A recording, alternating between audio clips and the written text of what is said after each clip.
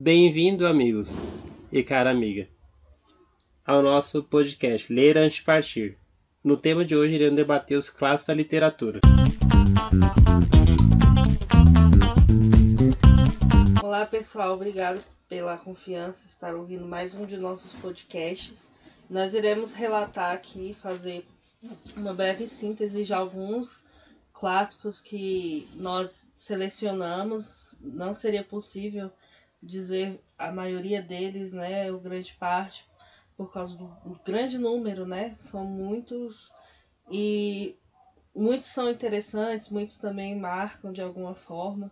Então nós decidimos fazer uma lista um pouco sucinta e nós poderemos falar mais depois em outro episódio. O que define um clássico? Um clássico seria o tipo de literatura, livro, que o tema se torne atemporal, né? Que o tema pode ser observado ou gere reflexão, apesar das nuances, das características da época, das características do período. Muitos clássicos, principalmente brasileiros, a gente pode reparar que tem características históricas marcantes, não só brasileiras, né? Mas os internacionais também. Eles servem como um cenário, um pano de fundo, mas muitos autores têm uma escrita muito atemporal, uma escrita que remete a características mais abrangentes, que falam, refletem sobre temas importantes da humanidade, ou também temas que estão presentes em determinados momentos, que reflexões que expandem, né, o tempo, e elas podem ser colocadas em outros espaços. Então, clássicos literários são basicamente isso, são temáticas que são expansivas, né? Que não são limitadas ao seu tempo, apesar de muitas delas terem um tempo bem clássico, bem característico.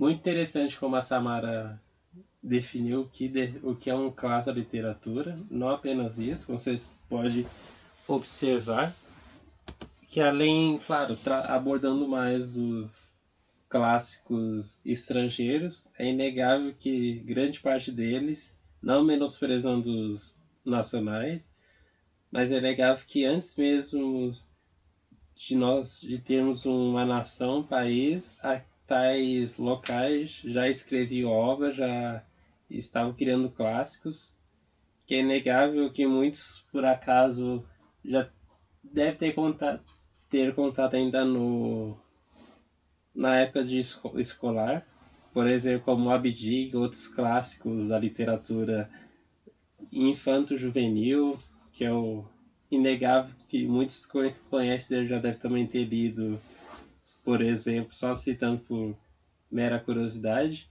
Pequeno Príncipe, As Viagens de Gulliver, Robinson Crusoe, que são clássicos universais que já passam mais de 300 anos que são considerados clássicos, mas por que isso é definido como clássico?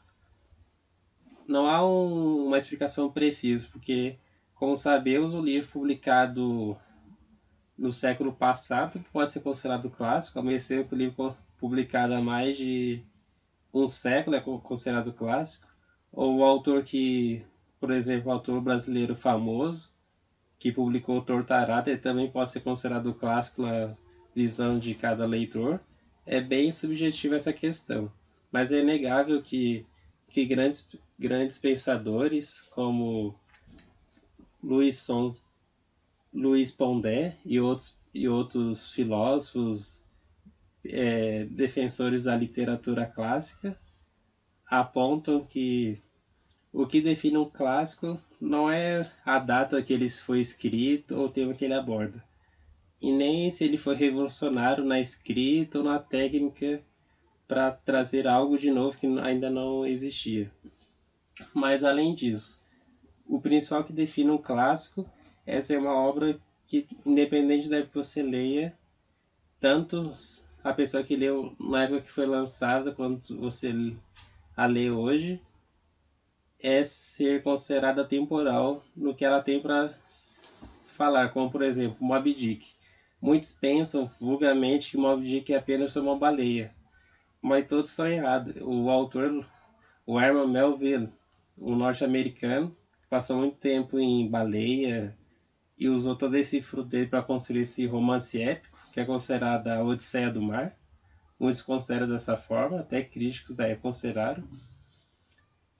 É uma obra surreal, porque ela não fala apenas de baleia. Claro, ele foca o tema central da obra é a caixa de baleia, mas ele trabalha um realismo subjetivo e mental de como o personagem Ismael ele é apresentado por um barco de baleia, é apresentado por um outro também considerado de forma indireta o segundo personagem principal, que é o Capitão da Baleia, o Capitão Ahab, e o tema central que o autor trabalha e esmiuça, que é a vingança, porque o capitão perdeu a sua perna direita, se eu não me engano, para a baleia, e ele deseja matar essa cachalote branca para buscar sua redenção.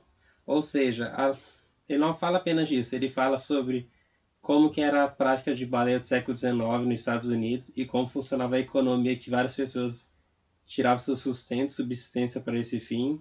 Além disso, vários homens, e mostrava a redenção, que muitos deles eram considerados não eram considerados pessoas por serem considerados indígenas, como por exemplo o melhor amigo do personagem Ismael. Ou seja, o autor trabalha vários dilemas, mas claro, a gente reconhece mais a baleia, porque infelizmente as obras são tão clássicas, tão célebres, que a obra sobressai quem a escreveu. E esse é um dos casos dela. Outra que eu falar mais posteriormente, mas já citando agora, é o Frankenstein, porque muitos conhecem a obra, mas poucos esquecem que foi escrito por uma mulher.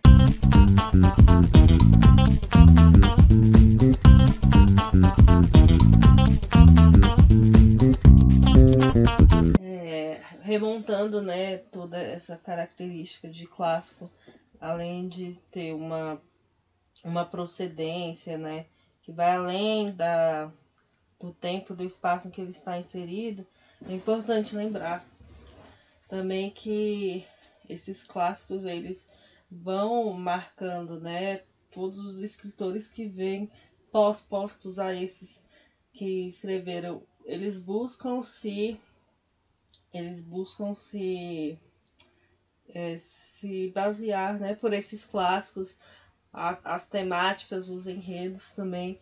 E voltando um pouco para o Brasil, o Gabriel falou bastante de temáticas de escritores estrangeiros, mas voltando a clássicos importantíssimos no Brasil mesmo, ainda do tempo em que o Brasil não era, não havia sido colonizado ainda ali. O quinhentismo, que não é nem considerado não uma escola literária, são apenas literaturas mais documentais. No entanto, a gente já tem o destaque do Padre Antônio Vieira, que escreveu bastante ali, textos críticos. E eu gosto muito de uma frase também do Padre Antônio Vieira. Ele falava muito sobre os governadores gerais daquela época, na época ali das partilhas, em que o Brasil foi dividido ali nas terras que deveriam ser exploradas, né, pelos homens bons. Então, Padre Antônio Vieira escreveu a seguinte frase assim: que um livro é um mundo que fala, um surdo que ouve e responde, um cego que guia e o morto que vive. Então é importante essas frases para entender clássicos também, né? Ainda que o autor seja morto, essa literatura dele ela continua ecoando, fazendo fãs, deixando pessoas encantadas com a reflexão que está ali escrita, e também faz com que haja bastante inspiração. É importante também lembrar várias perspectivas dentro da literatura brasileira, né? Os clássicos brasileiros. Eles fizeram uma boa montagem do tempo. A partir deles é possível entender o tempo, né, histórico ali, mas também é interessante para trazer reflexões do Brasil, né, do processo de montagem do Brasil, não só a montagem do território ou montagem política, mas também a formação, né, as raízes ali do povo brasileiro, a própria brasilidade, não só a brasilidade, mas também questões muito vanguardistas, né? Gosto muito de relembrar Machado de Assis porque antes mesmo de Dostoiévski escrever sobre questões retrospectivas, assim, psicanalíticas, Machado já chegou com Dom Casmurro e já chegou com essas temáticas bem fortes mesmo, sobre introspecção humana, culpa, esses sentimentos que Dostoiévski colocou ali em suas obras célebres. Só ressaltando aqui que eu sou muito fã de Dostoiévski também, mas Machado de Assis, nesse ponto, ele já saiu à frente. Então, são clássicos que são espelho para o tempo, né? Mas também conversam muito com o que acontecia fora, né? As escolas literárias, o expressionismo, futurismo, cubismo, dadaísmo, tudo isso influenciou não só na literatura estrangeira, mas também na literatura brasileira, né? Literatura nacional. E outro fato muito interessante, como a Samara comentou, é que é inegável que há temas, assuntos que são corriqueiros mais de determinada nação do que outra. Que, por exemplo, como ela comentou sobre os clássicos nacionais. Se vocês observarem, a grande maioria das obras e autores considerados mais clássicos são, se colocar na balança, são do século XIX. E o que você tinha no século XIX que inspirava a grande maioria dos autores para escrever? Era, querendo ou não, era aquele casamento arranjado que ainda tinha atrás, que já em pouco período de tempo depois foi se perdendo, mas que especialmente o Machado, há milhares de contos dele, porque ele escreveu mais de 500 contos, há muitos contos dele, centenas de contos, melhor dizendo, me expressando, que ele aborda, por exemplo, muitas vezes o cara é apaixonado por uma pessoa, ele tenta, e ele mostra muito, que eu já percebi muito essa desilusão amorosa, que ele apresenta um personagem que tem uma desilusão, ou por exemplo, outro conto que são dois caras são descobrem que estão trocando se de forma direta se relacionando com a mesma mulher e no desfecho ela foge com um tio, entendeu? São alguns dilemas e, por exemplo, no Brasil são mais batidos do que se a gente investigar clássicos lá fora. Isso que eu acho também bastante interessante e claro, é único de cada literatura. Se você, por exemplo, se a pessoa gosta de uma literatura mais realista, é inegável que ela vai ter apreço pela literatura naturalista do Machado de Assis, outros escritores contemporâneos dele. Além disso, da própria literatura francesa, que Victor Hugo que fale, né, Os Miseráveis, bem realista, mostrando dramas sociais. Eu brinco que ele é o Charles Dickens da França.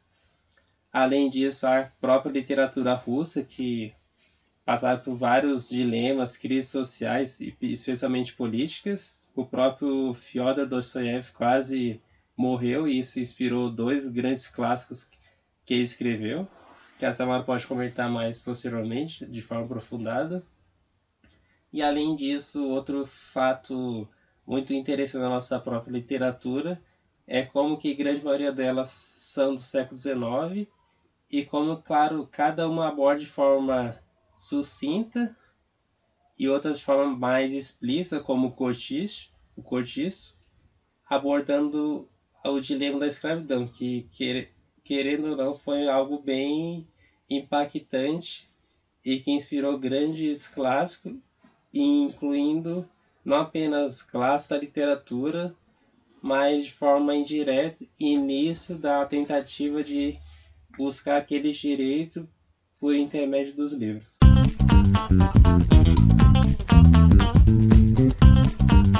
A questão, né, que o Gabriel acabou de dizer sobre os direitos e os livros e toda aquela perspectiva de direitos da dignidade humana, de direitos direitos básicos, né? É muito presente em todos esses livros clássicos e muitos deles são inspiração. Assim como Os Miseráveis de Victor Hugo foram inspiração para o romantismo brasileiro e foi um relato bem forte do que aconteceu aqui também. Além de ser um livro muito descritivista, e também traz para o romantismo essa perspectiva descritivista e para o realismo também. Os temas também são muito interessantes, né? Porque no Brasil, aqui na literatura brasileira, a gente já tem uma divisão mais de tempos, né? Mais histórica e que não deixa de mostrar esses temas muito presentes, que seria a geração que mais fala, né? A geração do romantismo que mais fala sobre essas questões que estão abordadas nos Miseráveis, de fome, de pobreza, é a terceira geração, né? A terceira geração que vai trazer essa perspectiva também de abolição da escravatura, ali com Castro Alves e os outros poetas, se inspiraram bastante em Victor Hugo, nos Miseráveis, né? E além disso, a gente tem a geração indianista, né, que é aquela coisa mais nacional, mas que não deixa de mostrar ali aquele contraste, né, da vida do indígena com o pessoal europeu que estava chegando, toda essa questão, e a segunda geração ainda mais introspectiva, que tem a melancolia, o spleen de viver, e já traz um pouco do Lord Byron, dessa questão dos livros mais satanistas, que tratam mais de sentimentos mais depressivos. E a segunda geração romântica, ela fala muito nisso, né? Ela traz essa perspectiva do mal de viver, o spleen de viver, que viver dói, respirar dói, né? O que a gente tem como mal do século, a depressão, que é a depressão muito mais estudada, já tem um grande espaço, né? A burguesia ali lia isso, se chocava com temas até um pouco chocantes, né? Com que Alves de Azevedo traz, Noite na Taverna, aqueles temas mais grotescos, né? A face de Álvares de Azevedo, que ele tem uma face talibã, tem uma face angelical, apaixonada, outra mais até para necrofilia. E contos daquela sociedade, de formação muito interessante. E sem esquecer de falar também da perspectiva do índio na primeira geração. Não só isso, né, que foi abordado, é uma geração que fala mais sobre nacionalismo mesmo, querem mostrar algo nos livros. É bem diferente da terceira geração, né? Porque a primeira geração, muitos autores são até escravocratas, né? Então ali a gente tem ali na Moreninha, tem também outros livros, de Gonçalves Dias, muitos livros, Joaquim Manuel de Macedo, a Moreninha, a gente tem Franklin Távora, e a partir disso a gente tem toda essa diferenciação que não deixa de ter temas reflexivos, né? ou temas chocantes durante todo o romantismo. Muito interessante como ela comentou sobre os clássicos brasileiros e as outras formas que a gente pode observar na nossa própria literatura, né? E outro aspecto fundamental, ainda mais abordando clássicos, não apenas universais, mas clássicos no geral da palavra na literatura, seria, como posso dizer, é a gente lembrar os personagens, porque ainda mais quando a gente lembra de clássico, não apenas livro, autor, capa que a gente se recorda, mas recordando principalmente dos personagens dos livros.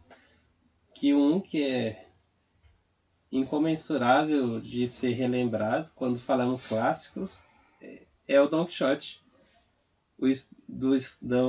considerado a maior obra da Espanha até os dias de hoje, de um velho que ele, após ler várias obras e se instruir por obras antigas de literatura, ele lá no século final já do período medieval, já mostrando princípios do início do já para o modernismo, para a Idade Moderna, melhor dizendo, ele julga que ele é um cavaleiro e começa tudo a visualizar, mas a Samara pode adentrar melhores aspectos.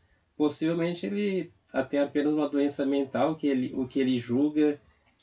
Por exemplo, ele pensa que o catavento é um monstro e tem uma cena que ele pega a espada, ele enfia no moinho do catavento e começa a girar junto com o catavento. Ou seja, o próprio autor, ele vê como que já está em declínio aquele movimento do cavaleirismo, que muitos conhecem ainda mais da Europa. Era um tema que era muitos escritores batiam muito na pena, que antigamente não tinha máquina de escrever. Eles debatiam, abordavam muito tal aspecto, e como que ele aborda o resquício já a ruína daquele movimento que já com o próprio o personagem Don Quixote é apresentado, que ele já não está mais em algo sólido que ele pode tocar, sentir, se ser cavaleiro. É algo apenas metafórico. É apenas a mente dele, porque não existe mais aquilo.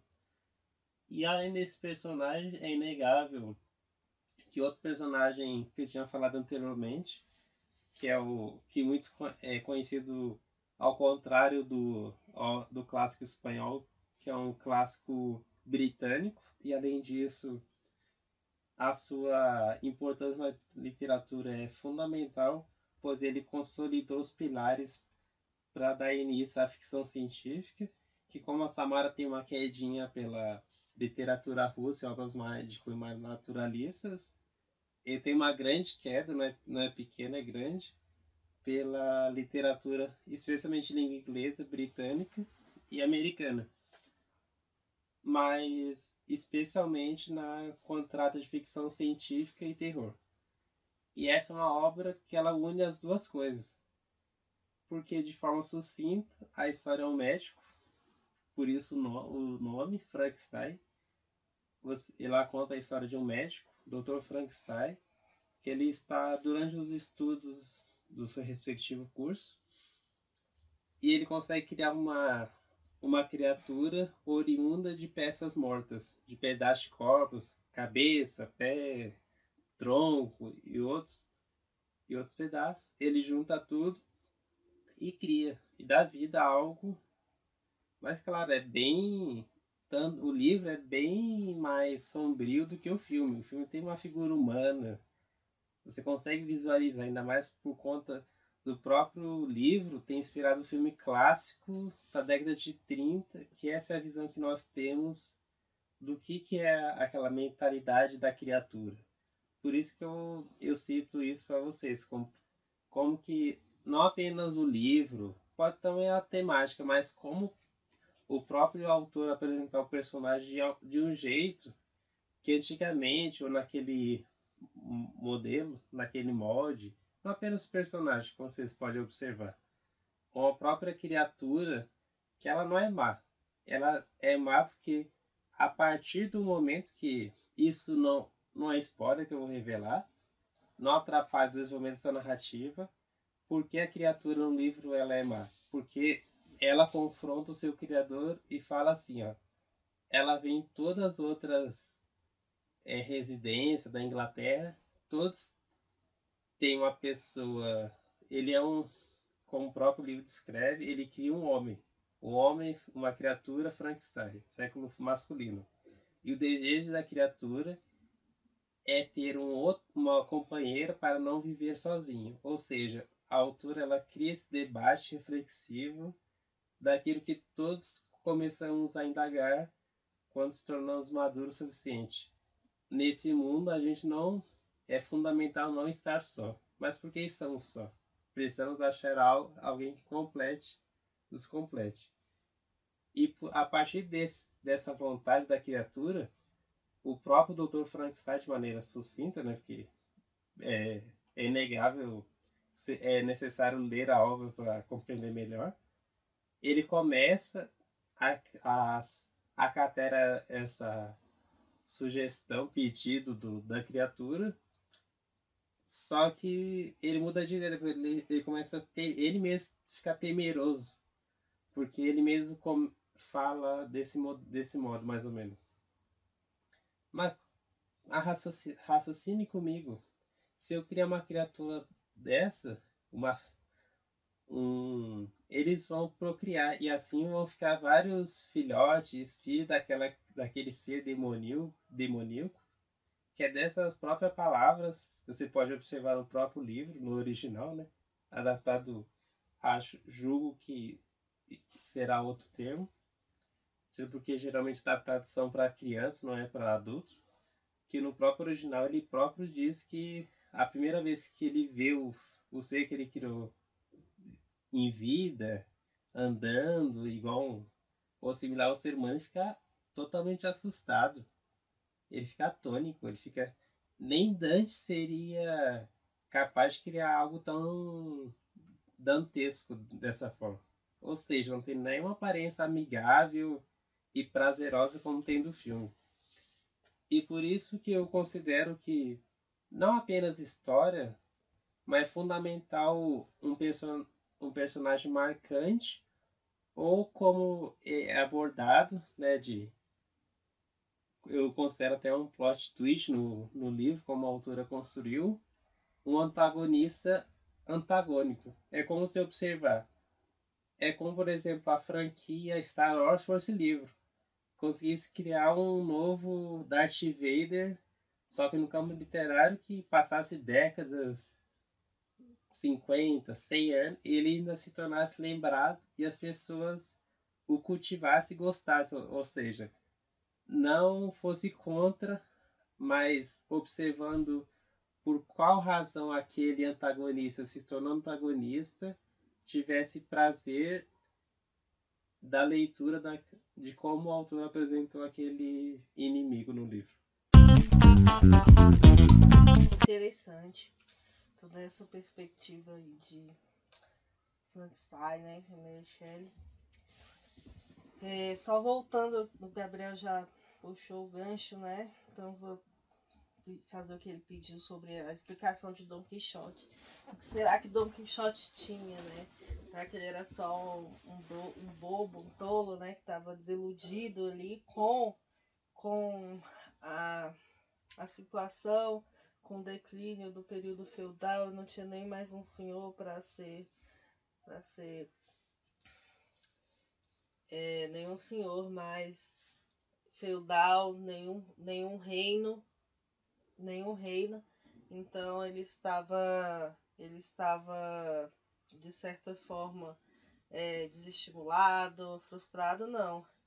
Há perspectivas psicanalíticas sobre isso, também de estudos da neurociência mais moderna.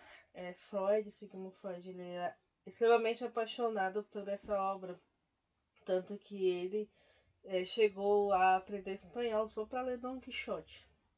E a partir daí ele fez muitas análises sobre o que poderia estar ali no Don Quixote, no personagem, né? Então, há várias hipóteses acerca disso. Freud ficou um pouco mais na questão da psicanálise, dos desvios, né? Que esses desvios, assim, transtornos mentais que geram alucinação, a pessoa entra no próprio mundo, tá? Mas a questão ali de desidentificação, né? Do eu com a realidade. Então, a pessoa está mais voltada para o introspectivo e nada deve atingir aquela realidade dela.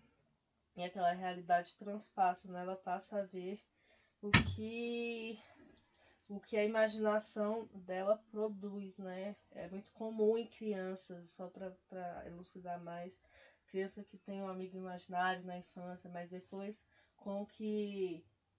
do momento em que ela sabe discernir o que é real e o que é imaginação, passa a se tornar essa ideia mais separada e começa a imaginação a ficar mais encaixotada, né, para momentos necessários.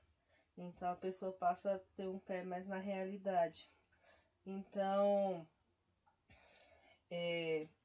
há várias perspectivas sobre Dom Quixote, de vários psicanalistas da época, uns levam mais pro lado da desejo sexual reprimido ou coisas do tipo, mas uma neurologista mais recentemente, ela fez postulados, né, artigos que relatam sobre uma possível demência, né? Uma demência seria um problema físico em Dom Quixote e um problema do envelhecimento mesmo que gerou essa demência nele, e a partir daí ele teve essas situações, né, demenciais. Pode ter sido uma demência mais relacionada ao Alzheimer ou uma demência vascular. E aí seria um defeito, né, em substâncias produzidas ali no cérebro. E não vou entrar muito em detalhes sobre a parte, não, que não vai fugir muito do assunto aqui do podcast. Vou falar mais de neurologia, mas é basicamente isso, né? Tem sim esse olhar para o Dom Quixote, além da imaginação, tem uma explicação dessa possível demência e essa possível de extinção. Agora em Dom Casmurro a gente tem um paralelo, né? Ali Machado de Assis traz essa questão introspectiva mesmo. Qual seria ali? Será que o Bentinho ele tinha algum transtorno de personalidade que fazia com que ele tivesse tanto esses ciúmes, que ele tivesse nele tanta essa questão de desconfiança de Capitu? Há sim muitos que falam que é machismo, mas na questão psicanalítica mesmo, a questão da repressão, né? Quando a pessoa tem um superego, que é a parte ali da nossa psique, né? Ligada mais à moralidade, ela tem isso muito exacerbado, ela passa a transferir isso para outras pessoas. Entendeu? Se você tem uma situação, por exemplo, de traição na família ou algo do tipo, isso passa a ser transferido por você para os seus relacionamentos. É um ponto a se levar em conta em relação ao Machado de Assis. Não sabemos se ele pensou nisso ou se ele queria apenas fazer um choque, né, da questão do inconsciente humano, da desconfiança do outro, a desconfiança contínua. Um outro autor, né, que relatou muito isso, que muitos dizem que ele seria o segundo Machado de Assis, seria Graciliano Ramos, em São Bernardo. O personagem Paulo Honório, ele é extremamente perseguidor, assim, com a esposa em relação a ela estar traindo ou não. O tempo todo ele tinha na cabeça isso, ele desconfiava da mulher demais, principalmente do fato dela não ser apegada a nenhuma religião, porque mulher não pode ser assim, fica feio. Homem até que pode ser ateu, mulher não. É aquela sensação de ter coisas que controlem a mulher, né? Uma ideologia, uma perspectiva cristã, a mulher não poder ser muito livre. E a todo momento ele vive assim, até o momento do livro, o próprio personagem ali no inconsciente dele, durante o autor, né, em discurso indireto, deixa isso. Se eu soubesse, né, que Madalena, que é a esposa dele, é fiel a mim, nós viveríamos o melhor momento de nossas vidas, nós viveríamos da melhor forma possível. Mas é justamente esse caráter, essa personalidade de Paulo Honório, de ser um cara que gosta de tirar proveito das pessoas, das situações, ele acaba imaginando, pensando que as pessoas querem fazer o mesmo com ele. Dessa forma, ele desconfia da forma como a Madalena trata os funcionários. E por isso a vida deles começa a ficar bastante desgastante. E no início do livro é justamente ele contando essa história, né, como aconteceu. E é um pouco parecido com Dom Casmurro nesse sentido, né? E aí nós trouxemos uns três, né? 2 brasileiros e um estrangeiro que trata mais essa questão introspectiva, né? De Dostoiévski nós vamos deixar para outro podcast.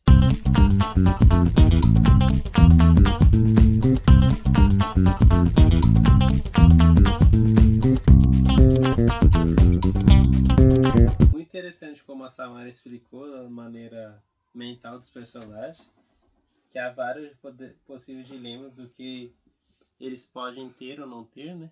E partindo para outro pressuposto um pouco similar, mas em outro aspecto, que é o campo histórico, que é inegável que, ainda mais analisando obras consideradas clássicas, é possível realizar um estudo histórico e comparativo de não apenas como que era o autor, qual a ideologia que ele pensava, se era de esquerda, direita, meio, afins, isso não é o que irei comentar no dia de hoje, mas em relação a como que era aquele local, como que era a Rússia do século XIX.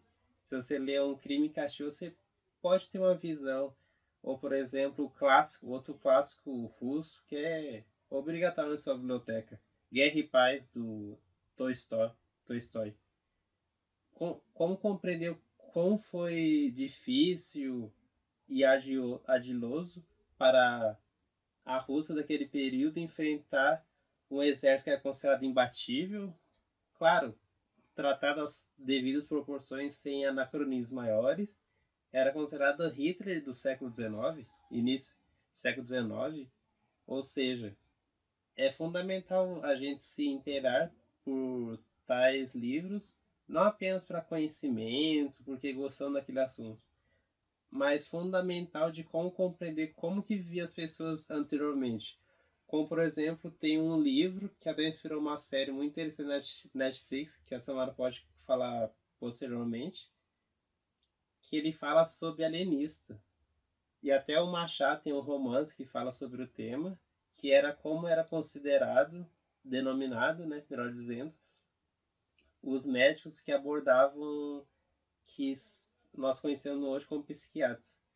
E é muito interessante, por exemplo, como você compreendeu, até especialmente não apenas o mundo, as palavras, claro, ela é variável, muda, mas não pronome neutro. Isso não muda, retrocesso. E além disso, de compreender os aspectos de cada região históricos, historiográficos, como por exemplo, eu desejo fazer um trabalho da faculdade ou da escola sobre a Inglaterra gótica. Ué, pega os clássicos, Frankenstein para ler, especialmente Sherlock, porque ele é ambientado nesse período histórico, e você consegue, claro, não de forma surreal, não vai te dar todas as informações, é necessário as outras, porque lembre-se que uma fonte, nem tudo que você deseja daquele tema é quase humanamente impossível você encontrar tudo filtrado em apenas um livro, uma fonte, isso é impossível. se você consegue achar antes se você está errado, que não é dessa forma. Especialmente para quem gosta de romances históricos, tem um escritor britânico, perdão, mas esqueci o nome, que ele é Ken alguma coisa, que ele aborda vários períodos mais anteriores ainda. Tem um clássico gótico que ele criou um romance fantástico, incluindo, servindo como inspiração a uma guerra famosa na Inglaterra, que é a Guerra das Duas Rosas. Mas não apenas isso. É interessante observar como que o autor, não apenas para fundamentar um romance histórico partindo de um pressuposto verídico que aconteceu, mas às vezes passando de algo que não ocorreu, por exemplo. Tem tanto uma teoria para algo que não tem explicação. Que há vários romances, mas claro, nesse aspecto é mais partindo da ficção científica, entre outros, ou até como outros autores também são considerados clássicos, mas claro, em outras literaturas, e infelizmente são conhecidos mais no estrangeiro do que aqui no Brasil, como por exemplo o livro Matadouro dos Cinco, que o autor estava no que é considerado dos maiores massacres que aconteceu durante a Segunda Guerra Mundial, que foi a cidade de Dresden. Ele estava lá, ele era soldado na época, estava capturado sob os alemães, e a cidade foi a da maior cidade alemã bombardeada, e foi em áreas civis, não militares, e de observar como que o autor ele pega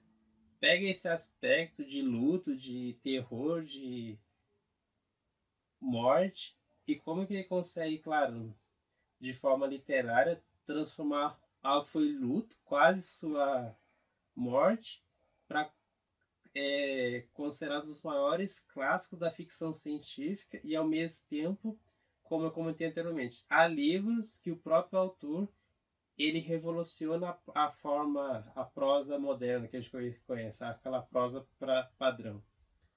Que a própria escrita, há pessoas que não conseguiram terminar esse livro, que ele apresenta uma escrita não habitual. Eu brinco que a escrita desse autor, que infelizmente falha o nome na memória, porque é um nome bem peculiar, não é tão fácil para ser lembrado. É como, por exemplo, você faz aquele teste no psicólogo ou um similar, que te mostra uma imagem e você fala assim, fala a primeira coisa que você vier na sua cabeça. E é por esse modelo que o autor vai construindo sua narrativa. Ele trabalha várias analogias, que, por exemplo, tem em um livro dele que eu achei fantástico, que é Café da Manhã dos Campeões. Não é autoajuda, já ressalto isso. O nome parece Café da Autoajuda. Café dos Campeões parece livro de autoajuda, mas não é. Ele faz uma analogia fantástica sobre Guerra do Vietnã. Ele apresenta um personagem que trabalha numa loja que vende carros usados. Ele conversando com outra pessoa, ele fala assim: "Ah, meu irmão, ele vendia fertilizantes e dizem que era para usar em uma terra asiática para deixar a terra melhor para a qualidade."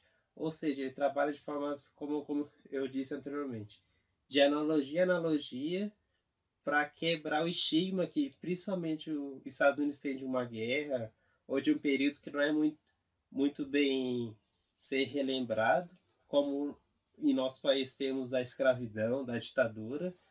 Ou seja, não apenas músicos, especialmente escritores trabalham de forma da sátira, analogia, especialmente os maiores clássicos, que é impossível não o mencionar, que faz um trabalho de ouro usando isso em um período crítico da história. É o grande maestro das palavras, que é o George Orwell, de como que ele consegue revolucionar a forma de escrever um livro falando de animais, que especialmente, por exemplo, se dá para uma criança, claro, ela vai achar interessante ver como que a liderança ela muda, a liderança diz uma coisa depois na hora diz outra, de como que um livro que ele fala de animais faz uma sátira sem fundamental e espetacular sobre a Revolução Russa, descrevendo todas as miúças que ele observou e de como que ele ficou contra esse movimento. É algo fantástico, mas claro, você é necessário não apenas compreender os nomes, o que o livro trata, especialmente o final, que é muito impactante e revelador para todos nós que lembramos do primeiro porco que é apresentado no início do livro e dos ideais da granja, que para quem não leu esse livro e quem tem deseja ler, como diz o nome, Revolução dos Bichos. Todos os animais eles são numa granja e eles decidem um dia X, ouvindo um outro porco que muitos consideram como o alter ego de Karl Marx, para fazer um movimento contra o dono da granja, porque ele diz que não consegue comer, passa uma situação muito miserável naquele local. Ou seja, fazendo analogia bem direta como que eram as condições da Rússia pré-1917, que era a fome, era desprezível.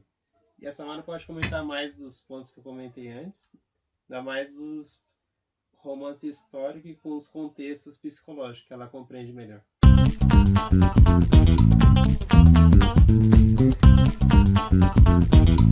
Lembrar também de como George Orwell tinha esse olhar político, né, sobre toda a questão. Ele escrevia de forma política, mas não deixava de relatar ali as questões sociais, as questões de comportamento, né?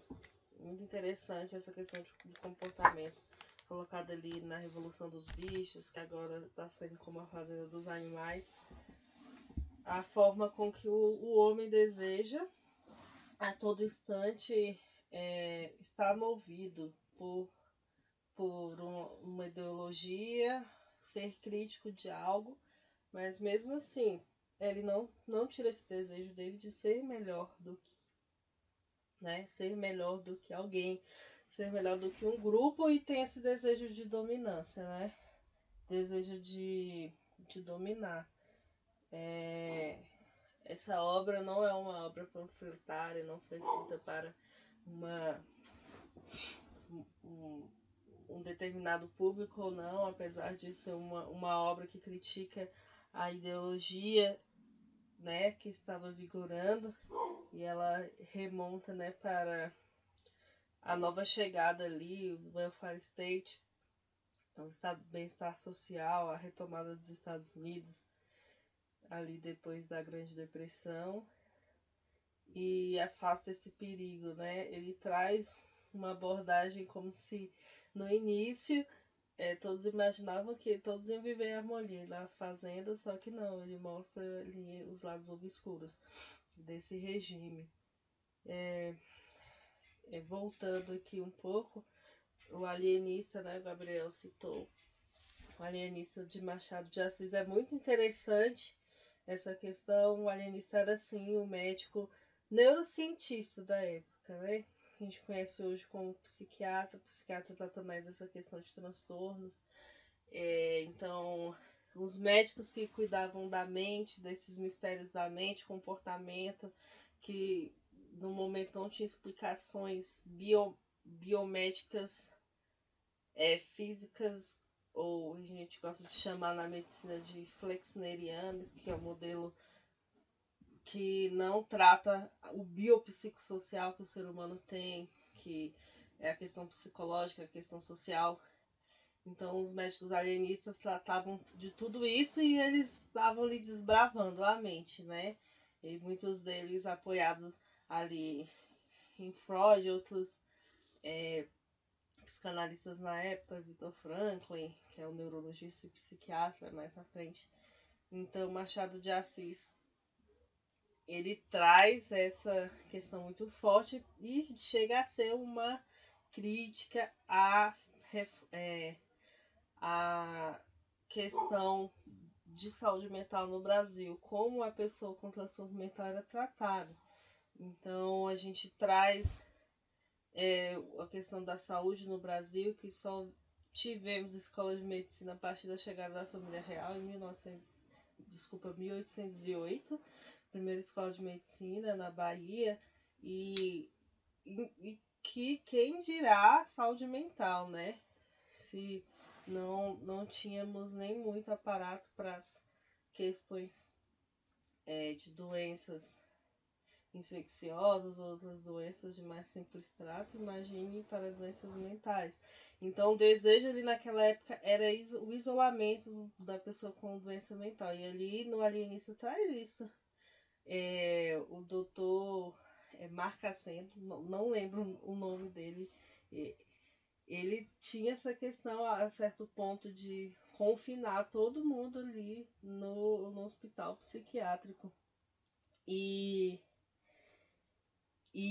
ali confinados no hospital psiquiátrico a certo ponto que toda a cidade já ficou preocupada, né, com a situação, e Machado de Assis soube trazer essa questão, essa crítica, né, e aí logo depois nós tivemos a reforma psiquiátrica e depois os horrores que foram vividos, né, nessa questão. Até hoje nós temos muitos estigmas à saúde mental, internação, por causa de tudo que aconteceu nesse período.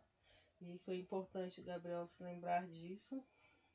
Não deixa de ser uma questão política também, porque tinha uma questão de higienismo mesmo. Vamos limpar a cidade. Então, a pessoa indesejada ali não está dando conta de tratar, não quer que fique na rua, não quer que a pessoa tenha socialização, então levavam para lá, além de gerar dinheiro, né? Aqueles hospitais gigantes que eram depósitos de pessoas. E até tem a influência da igreja, isso não é tratado, né, tanto no Alienista, mas a igreja nesse período do Alienista, a igreja católica de forma institucional mesmo, até mais pra frente, assim, ela entrava nesses hospitais, né, as ordens, e as pessoas com transtorno mental que estavam lá no momento, elas trabalhavam para a igreja, tinha até uma diferenciação de tratamento. Então era interessante também, né, para as ordens, que essas pessoas estivessem lá, porque elas trabalhavam, né, e não recebiam pagamento também. É muito interessante. E aí, voltando um pouco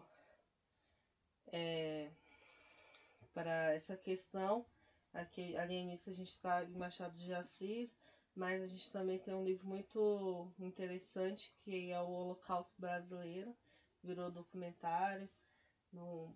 É um livro mais documental e ele trata também dessa questão histórica, mas não num contexto de literatura, personagens, mas num contexto bem documental mesmo. E é muito interessante. Quem tiver interesse, é muito bom. E o Alienista, a série da Netflix, é um livro também do Caleb Carr. Você coloca o Alienista no Brasil e aparece do Machado, mas nós temos o Alienista do Caleb Carr. Só que para quem gosta de investigação policial, eu gosto bastante, gosto de Agatha Christie, muito, romance policial. É uma mistura incrível, porque trata assim das questões desse médico e dessa questão de investigação policial também, porque ele se junta ali com uma funcionária da delegacia e da cidade de Nova York e vai atrás dessas pessoas que cometem